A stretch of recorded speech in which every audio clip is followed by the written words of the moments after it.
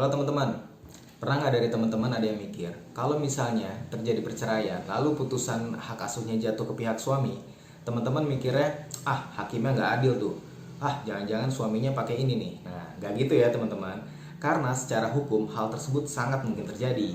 Kita bahas ya. Nah, pertama yang penting kita bahas adalah sebenarnya siapa sih yang berhak untuk mengasuh anak jika terjadi perceraian? Nah, intinya ada 3 ketentuan yang bisa dijadikan acuan. Nah, yang pertama adalah Undang-Undang Perkawinan nomor 1 tahun 1974. Dalam pasal 1 ya diatur bahwa baik suami maupun istri ya wajib memelihara dan mendidik anak jika terjadi perceraian.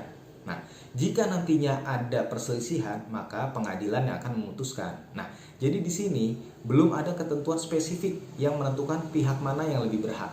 Nah, yang kedua ada jurisprudensi. Ya, jurisprudensi itu adalah putusan hakim terdahulu yang dapat dijadikan sumber hukum bagi hakim-hakim berikutnya untuk perkara yang sama. Ya, jadi melalui putusan Mahkamah Agung ya. Tanggal 24 April 1975 dinyatakan bahwa untuk perwalian anak itu ibu kandung yang lebih diprioritaskan. Nah, lalu yang ketiga ada kompilasi hukum Islam ya.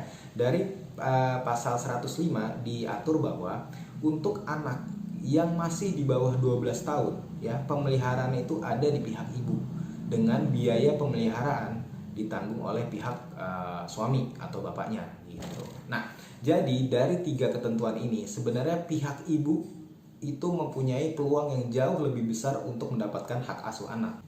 Nah, sekarang pertanyaannya, ada nggak hal-hal atau ketentuan yang menyebabkan seorang ibu tidak dapat mengasuh anaknya tersebut? Nah, jadi ada 2 ketentuan teman-teman. Yang pertama dari Undang-Undang Perkawinan.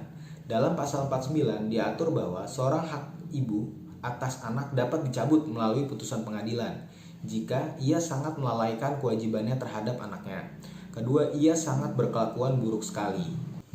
Nah, yang kedua dari pasal 156 kompilasi hukum Islam ya, diatur bahwa seorang ibu dapat kehilangan hak atas anaknya meskipun anaknya masih di bawah 12 tahun jika dia tidak dapat menjaga keselamatan anak tersebut.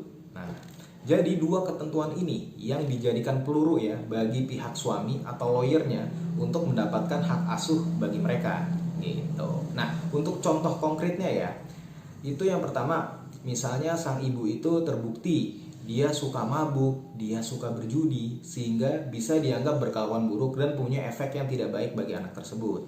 Kedua, dia dipenjara sehingga dia tidak bisa menjaga atau memelihara anak tersebut. Ketiga, dia melakukan kekerasan terhadap anak tersebut. Nah, jadi di sini paham ya teman-teman.